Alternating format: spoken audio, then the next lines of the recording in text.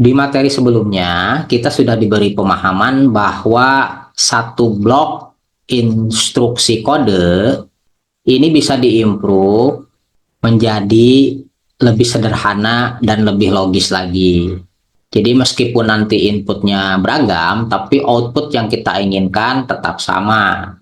Jadi nanti meskipun inputnya berbeda-beda, tetapi output yang diinginkan adalah sama, yaitu menginginkan keluar suara meong 3 kali.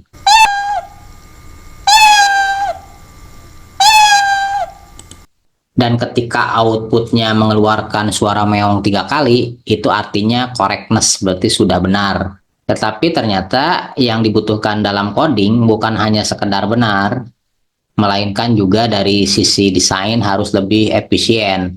Maka untuk tujuan tersebut, kita akan praktekkan di materi sebelumnya sudah dipraktekkan, dan kita akan sedikit mengulang bahwa input yang diinginkan adalah keluar suara meong 3 kali, dan kita memiliki blok kode seperti ini. Ini ada beberapa pengulangan penulisan.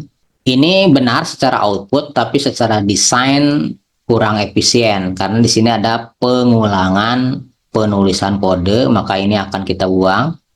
Dan ini sebetulnya bisa digantikan dengan pengulangan atau repeat. Nah, ini lebih efisien daripada yang tadi, tetapi tetap menghasilkan output yang sama, yaitu mengeluarkan 3 kali suara meow.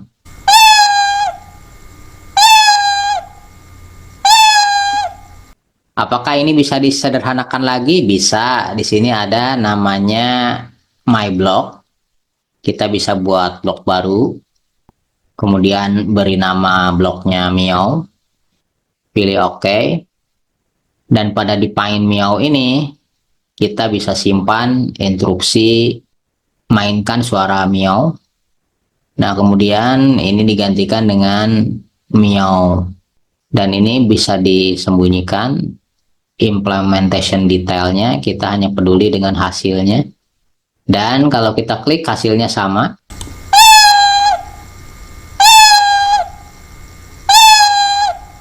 Apakah ini bisa disederhanakan lagi? Bisa. Ini tinggal kita edit, kemudian tambahkan input, kemudian tambahkan label. Di sini kita tulis berapa kali atau times, dan number teksnya kita ganti dengan n atau number. Yang ini nanti akan menjadi parameter atau argumen. Kemudian kita OK. Nah, sekarang kita bisa simpan refit-nya di define.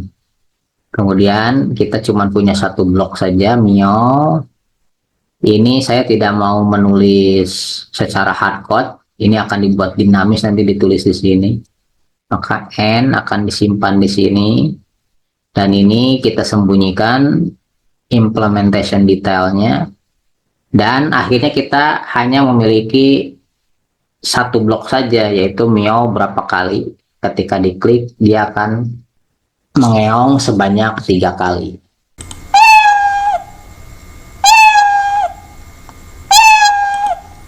Dengan memanfaatkan blok fungsi, yaitu make a block atau fungsi sendiri atau blok sendiri, akhirnya output meow 3 kali ini bisa lebih sederhana daripada yang pada awalnya memerlukan banyak blok.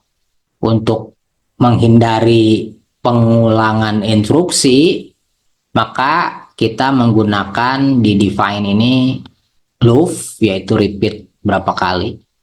Nah, di materi kali ini kita akan mulai masuk ke fungsi kondisional atau if then. Nah, ini kita buang dulu. Kemudian kita buat lagi blok baru. Di sini saya akan membuat blok if then. Dan sebelumnya kita sudah mengeksekusi kode dengan mengklik bendera hijau. Nah, sekarang kita akan tambahkan di sini ada sensing.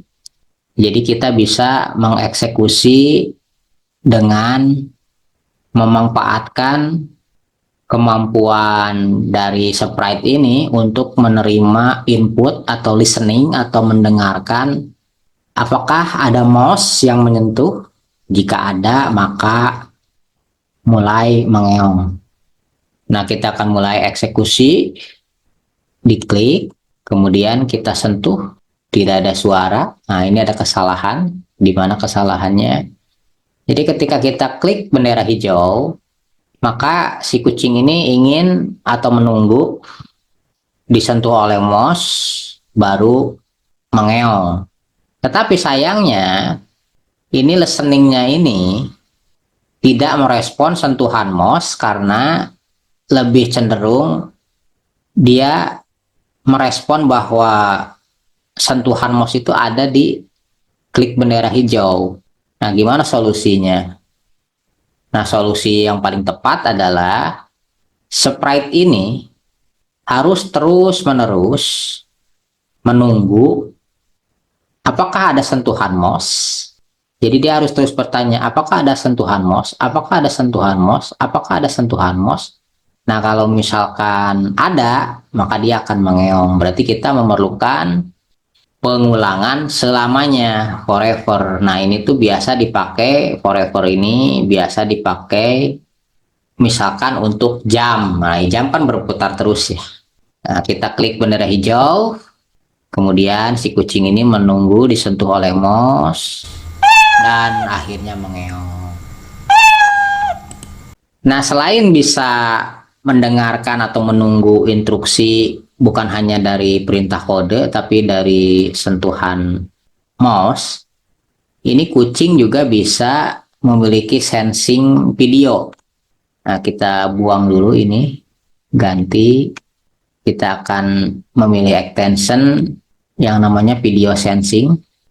Nah, di sini saya menambahkan blok ketika video nilainya lebih besar dari angka 50, maka dia akan mengeluarkan suara meong. Nah, kita akan coba berikan gerakan. Nah, bunyi. Praktek video sensing yang sederhana tadi, jika dikembangkan, maka kita bisa membuat game interaktif yang menggunakan video sensing tadi, sebuah game yang dinamakan Whack-A-Mole.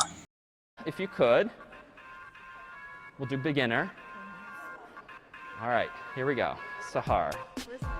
Give it a moment. Okay, come a little closer. And now hit the moles with your head.